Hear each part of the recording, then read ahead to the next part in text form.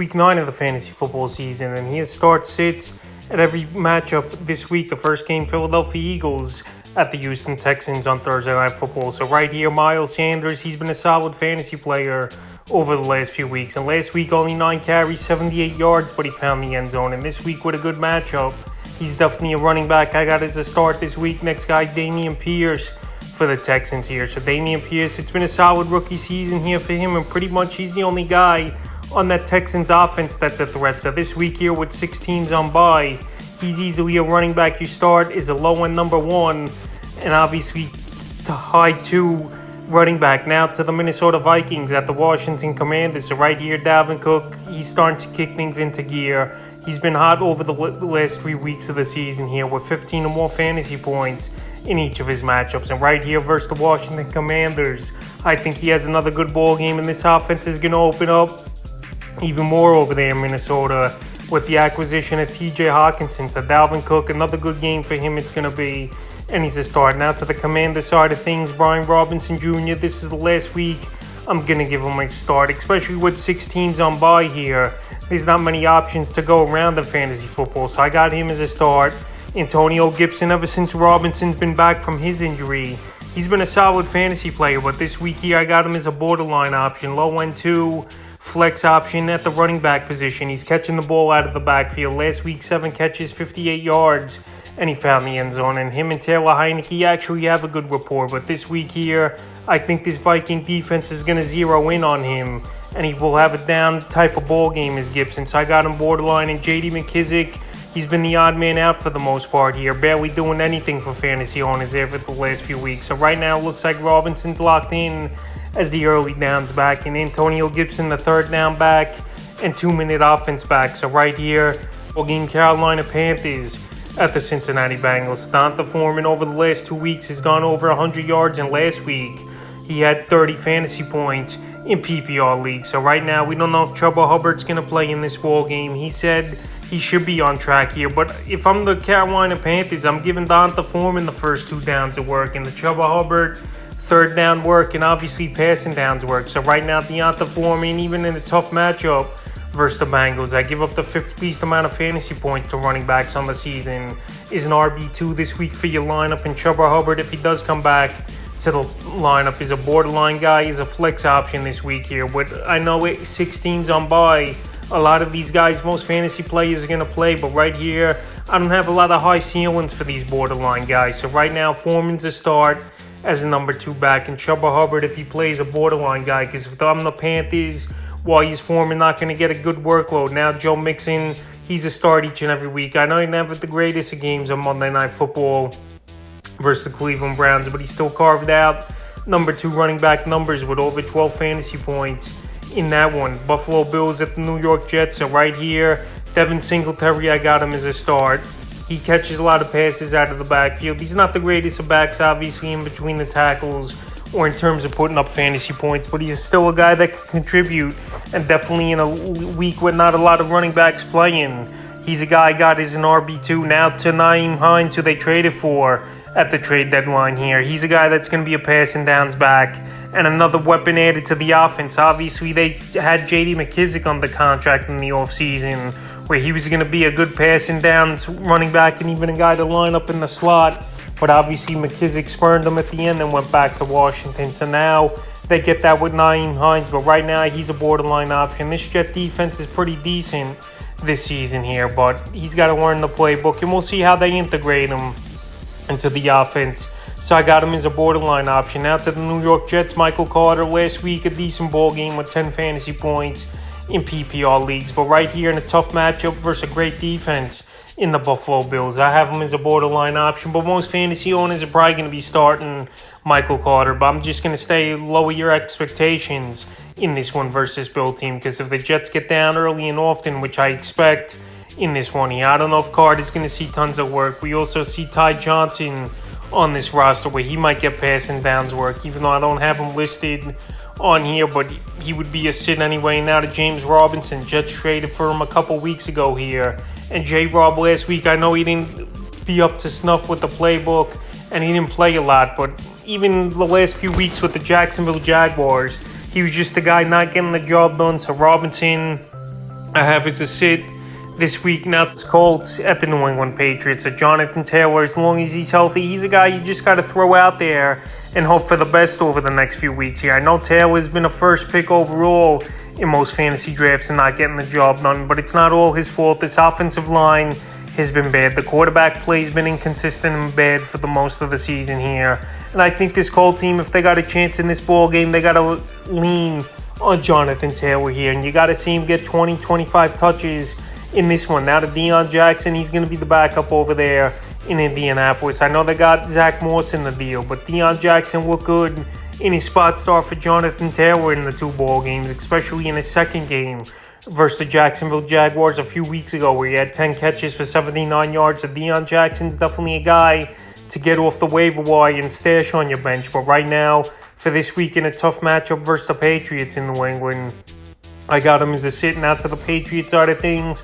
Ramondre Stevenson, I like what I've seen from the second year back here for this Patriot team. In my opinion, he's a 3-down back. He could catch the football out of the backfield. Obviously a big physical back as well in between the tackles, and also a guy with good pass protection. So right now, if I'm the Patriots, I know they like to use a committee and a decent amount of backs, but right now Stevenson should be the guy there. And if I'm a fantasy owner, he's a start everywhere. Now Damian Harris, he's a borderline play for me. Harris over the last couple weeks coming off the hamstring injury and just not performing on the field here. At best is a low-end number 2 flex option for fantasy owners, but if I have decent options, I'm not going to start Harris. But right now, with all the bye weeks here, I got him as a borderline guy because it looks like he's only going to get 8 to 10 touches in this one. Now the Raiders at the Jacksonville Jaguars, and both these running backs have been studs this season. Josh Jacobs, I know it was a down week for him last week, but this whole Raider team totally busted out last week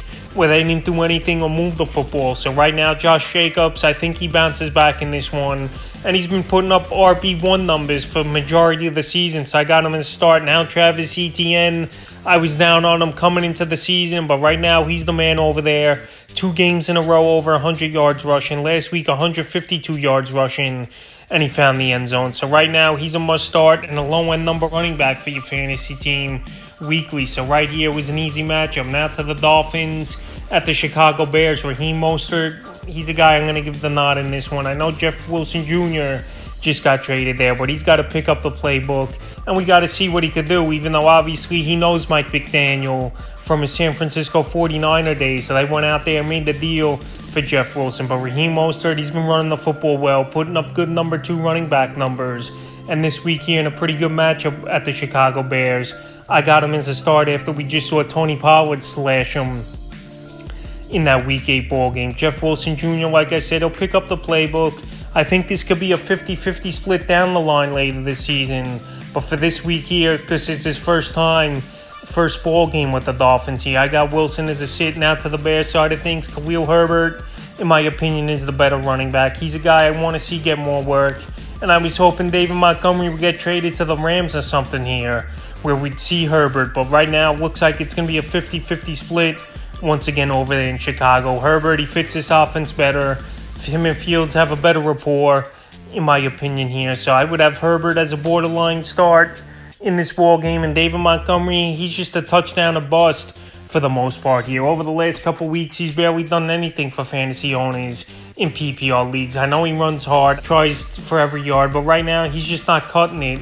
And in a matchup where this ball game could get away, where Fields is going to have to run a lot himself and throw the football, that favors more Khalil Herbert, in my opinion. So Montgomery, I will sit this week. Now to the Packers at the Lions. Right here, Aaron Jones coming off a big game and a game where this Packer team was scared to throw the football a lot versus the Buffalo Bills on Sunday Night Football. So Aaron Jones, he had another monster game, and they're going to ride it out with Aaron Jones. This receiving core is banged up over there in Green Bay, and I think their best bet is running the football and trying to work off a play action, and that was the game plan in Buffalo. But obviously, it wasn't enough to beat the Bills. But Aaron Jones in a plus matchup at a Detroit Lion team that he's owned throughout his career, he's a must-start this week. A.J. Dillon, he looked decent in that ball game at Buffalo, but right here, he's still a guy not doing enough for fantasy teams here this year with only 2 games in double-digit fantasy points. So this week, he's a borderline play at best. Now to the Lions side of things, DeAndre Swift,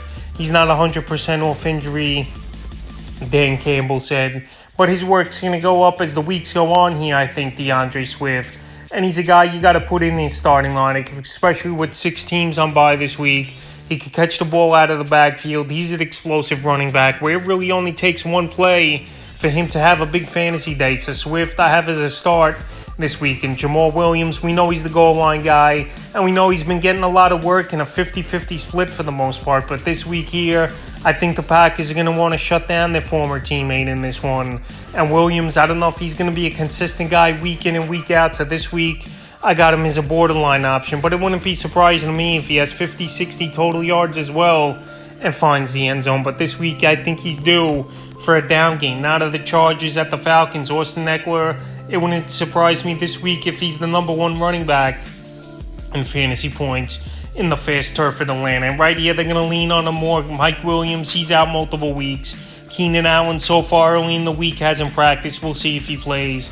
So Austin Eckler has a start this week and possibly the top back this week as well. Now to the Falcons. I know if it's a 50-50 split for the most part over there in the backfield. Algier, he looked good with a decent fantasy game in Week 8 versus the Carolina Panthers.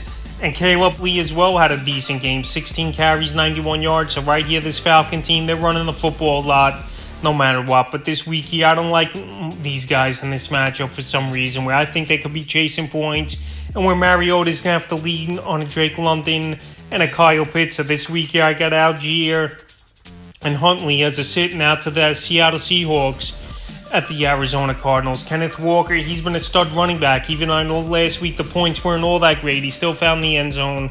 He's still an explosive running back. And a few weeks ago versus the same Cardinal team, he had a monster fantasy day. So right here, you put him in that lineup with a lot of confidence, and he's a must-start this week. Now to the Cardinal side of things, James Conner and Eno Benjamin, whoever plays and starts in this ball game, I have as a start. I know Eno had an off game last week with only 8.5 fantasy points in PPR leagues, but Eno Benjamin a few weeks ago versus Seattle had a nice ball game, and once again I think he can have a good one if he plays. James Conner, this rib injury's been holding him back for multiple weeks here, and I'm surprised he's still been out since week 6 as Conner, but if he plays in this one, he's a number 2 running back for your fantasy team. Now to the Los Angeles Rams at the Tampa Bay Buccaneers. So the Rams, I thought at the trade deadline would try to make a move for a David Montgomery maybe or a Kareem Hunt, but that didn't come to fruition.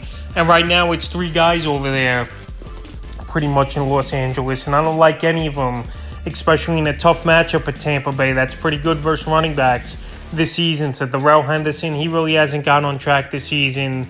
I have him as a sit. Ronnie Rivers, I know he got most of the work out touching Henderson 12-6 in last week's ball game, but he really didn't do much with 7.5 fantasy points. And Kyron Williams, he got activated off IR, and he's designated to return any week now, with reports coming out that he was going to be the front runner to get touches. But right here, they're going to ease him in, and even if he's the starter in this game, it's a tough matchup. So all 3 running backs I'm sitting this week. Now to the Buck side of things, Leonard Fournette, he's obviously a start. I know the last couple weeks haven't been the greatest of weeks, especially a few weeks ago with only 5 fantasy points. But last week, over 14 fantasy points in PPR leagues. And right here, this Buck team, they got to get back on track, losing 3 games in a row.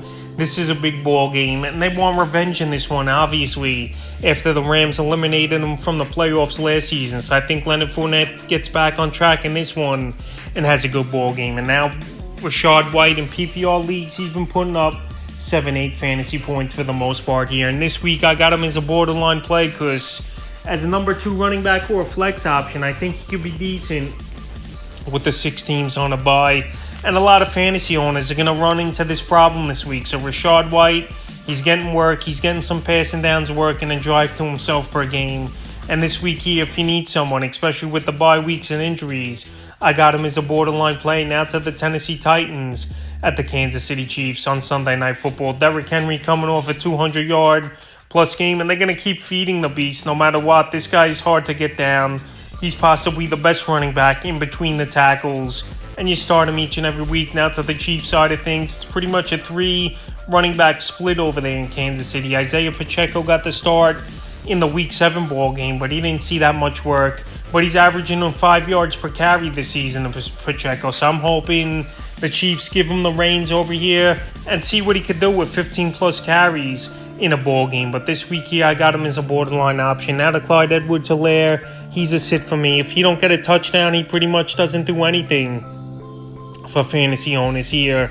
Is CEH. So right here, I got him in as a sit because this Titan defense is pretty decent versus the run. And if he don't find the end zone, he's only getting 5-6 fantasy points at most. Now, Jared McKinnon, I know he played the most snaps in that Week 7 game, and I know he's the passing downs and third down back over here for the Kansas City Chiefs, but he's not really a guy on the fantasy radar and a guy who's been inconsistent throughout his career. So I have him as a sit as well. And now to the final game of the week. Monday Night Football, Baltimore Ravens at the New Orleans Saints. Gus Edwards, he's looked decent for 2 weeks. He's came off the PUP list, but he's banged up with a hamstring injury, and we don't know if he's going to play. So if Edwards plays, obviously he's a start as the number 2 running back for your fantasy team here, where I think he could do some work, obviously, versus this New Orleans Saints team. And he's also the goal line back. But if you don't play Kenyon Drake, he's a low-end 2 running back and a borderline option each way. Either way, I think Drake's a borderline option. I don't think he's a must-start guy.